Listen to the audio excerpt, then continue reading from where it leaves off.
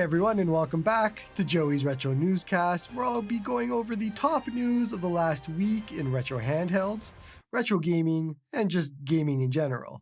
I have been gone for basically an entire month, and I've been very disconnected from a lot of the news that was happening, so I didn't want to go and scour for an entire month's worth of news, but I do have some top news that we'll talk about, and let's get into it. Okay, so apparently I can't release a tweet or a video or anything else without all of you talking about this.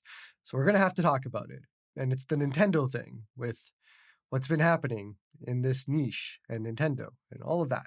And I really do appreciate everybody's comments on my videos and tweets about making sure that I don't get into Nintendo's crosshairs and letting me know that apparently I shouldn't be showing Nintendo games or Nintendo things on any of my videos. So initially I wasn't going to address this because I thought the internet had moved on by now, but apparently not. And I guess I have to address it. So we're going to talk about it right now. Here is where I personally stand. I will not be changing anything I do. I will not be changing anything I film. I won't be doing any of that. I'm still going to show Nintendo games, still going to show Nintendo emulators, still going to show all of that. Same way I've been doing forever. I'm not going to avoid or remove or blur or do any of that sort of thing. And if anything does happen, which I severely doubt, then we'll check it at that point. But I didn't antagonize Nintendo. I am not in their crosshairs. This isn't something that affects me. With where I'm at, if I had to start blurring, removing, changing up how I did content, and all of that because of the whims of a manufacturer, I'll be honest, I actually would consider just stopping YouTube completely. You kind of know my content at this point. I don't care much about what manufacturers say or do, and I kind of liken it to the fact that if a manufacturer sent me a device for review and said, hey, we don't want you to show this. We don't want you to mention this negative thing. We don't want you to show this bad thing. It's the same idea to me in my mind. And it might not be for everybody, and I get that. But the moment you start going down that road of bending to companies, then I think that's the problem, for me at least. And not everybody will agree, and everybody has different financial situations and all that sort of thing. And I have this as my full-time job, but it's kind of different for me than others. They might need it a lot more than I do, that sort of thing. And I'm just telling you my position where that would bother me the most is not so much having to blur, having to remove content, having to completely avoid games. Because at that point, it just feels like my content is being manufactured or, I guess, adjusted by a company. And at that point, I'm just for sale. And I don't like that. So yeah, it's easy for me to say this now without having it directly in my face of an option, but I would really consider just stopping the entire thing if I had to do that. And that's kind of where I stand right now. So once again, status quo for me until something bad happens, and then we'll figure it out at that point. But nothing's changing on my end. Not entirely convinced that this is a widespread issue. Seems very much to be an individual concern, but we'll keep monitoring it and see what happens. Okay, let's get into actual news now. muOS Banana is coming October 12th.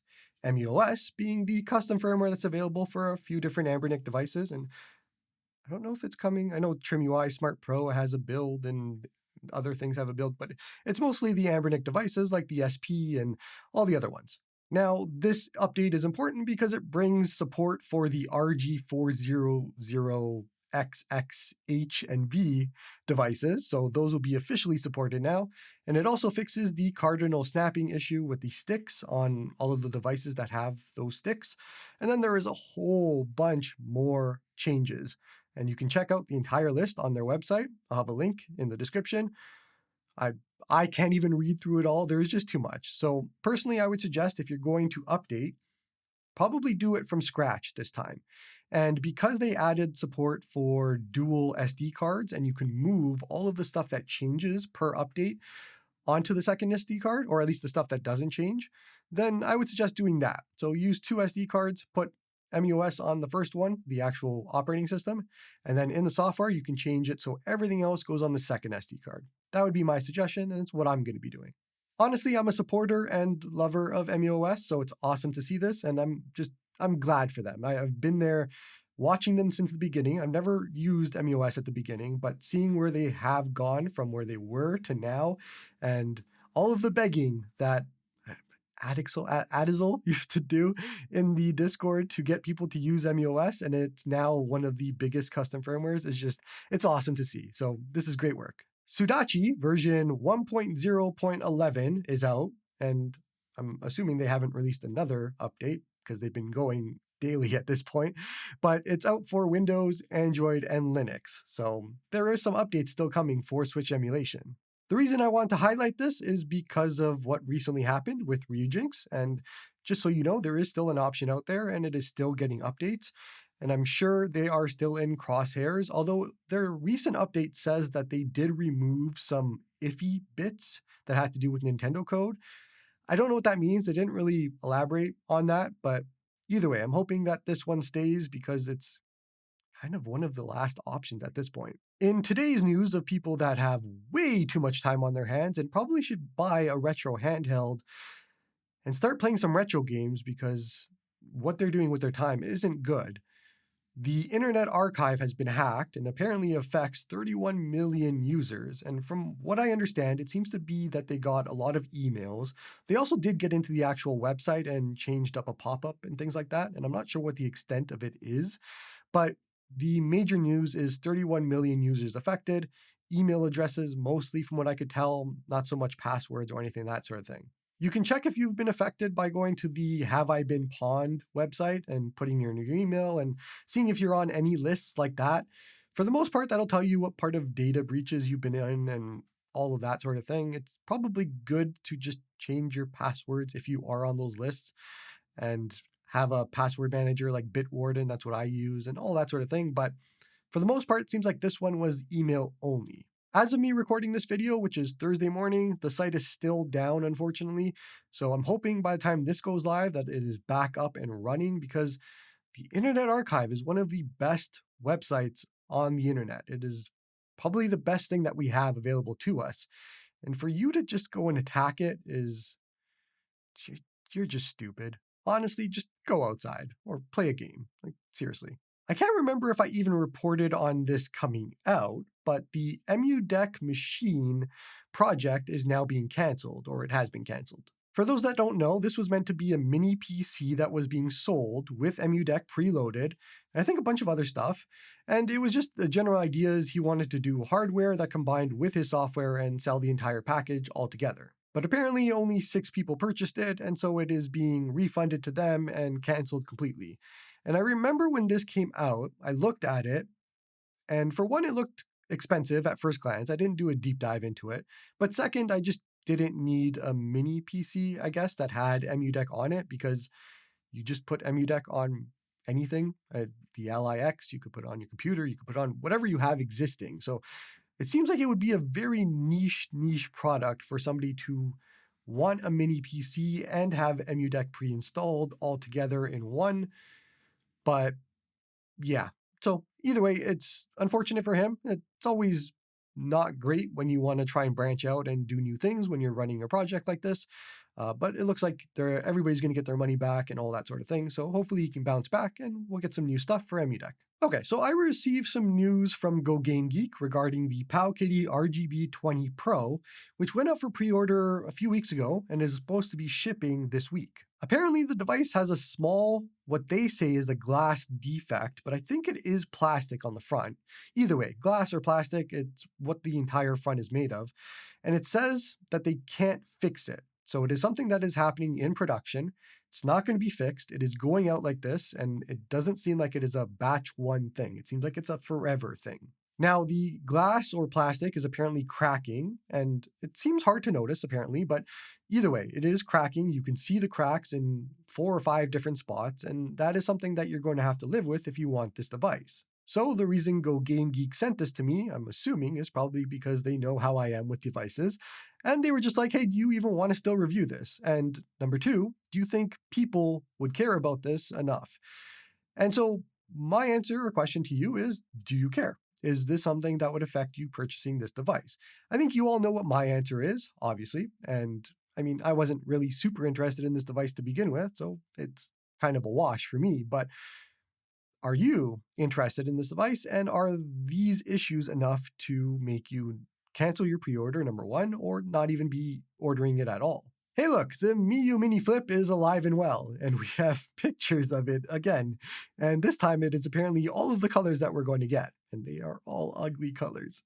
All we have is this picture, 4 different color schemes and device. We don't know when things are coming, when's happening. If you go ahead and ask Miyoo, like they've been saying for the last year, it's coming out this month, but who knows when it's actually coming out. And after the A30, I'm really hoping they take their time here and figure out, at least just ship it with software that works. That's it. I'm putting the bar extremely low. Just ship it with software that works. That's it. And we'll see the rest. But I have to imagine anybody that wanted a clamshell has the SP at this point. Although I'm guessing probably some of you are still waiting for this. And I mean, we'll review it, we'll check it out and all that sort of thing.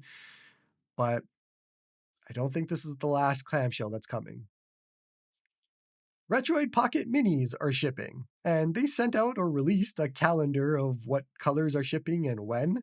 And as we've known, black shipped first, then SFC, then 16-bit, orange, and lastly Saturn. And if you want to check the full calendar, you can see it in the description. I have a lot of confusion with Retroid's shipping release date practices here because they had to have known there was a holiday coming up. So why wouldn't you just start shipping after the holiday? And sure, it was good for a few people to get their handhelds before they went on holiday, but it seems so weird. Like you can set the release dates to whatever you want. You're not a big corporation that answers to shareholders and all that sort of thing. Like you could have just easily said, we are going to start shipping after the holiday break, and that's when everything starts. But for some reason, they keep doing this. And I think AYN did it too, but it's so weird. Just when you know dates are coming up and still starting to just ship before and then after, it's weird.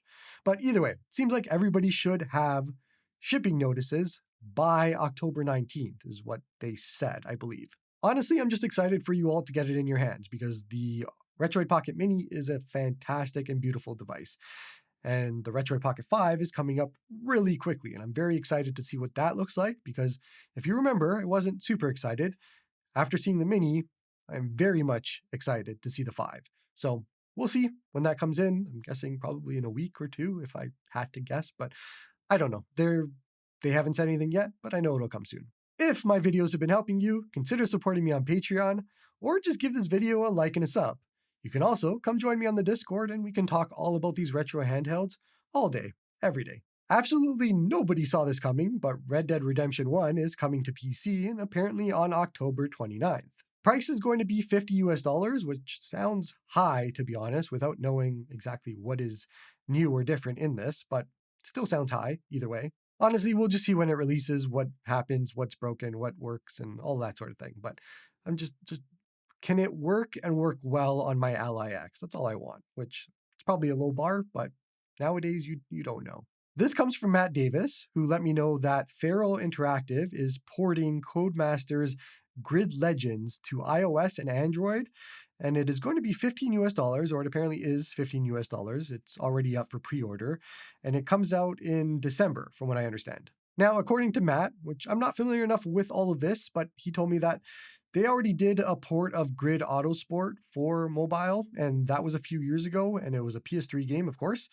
But it sounds like this new game is only going to be for Snapdragon 8 Gen 2 or Gen 3 users.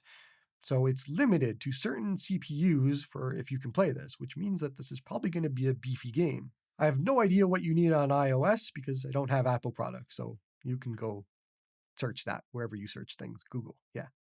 Are there a lot of games on Android with CPU requirements like that? Like I know a lot of them have Android versions, and there's probably a few that have like, you can't use a very old Android CPU of some sort, but are there a lot that are Snapdragon 8 Gen 2 and above? Or do they just not run well if it's not using a good processor? Let me know. I'm curious how many games are like that, if you know any. Last news of the day, and this comes from Taco, and she told me that Bleem is back. According to Galindo, the person who purchased Bleem a while ago, this website will be meant for legally purchasing ROMs, buying new and reproduction carts, physical copies of modern remasters, and retro emulation through your browser, which there's been a few sites that have done that, but it's good to see another one that hopefully is going to be a legal version of it. Basically, the idea is it's going to be a full 80s and 90s retro emulation powerhouse of a nostalgia machine website. So if you're looking for that, keep an eye out. I don't know when it's all happening and all that sort of thing, but Bleem is back. Appreciate you all for watching, and that's all from me, Aurelia.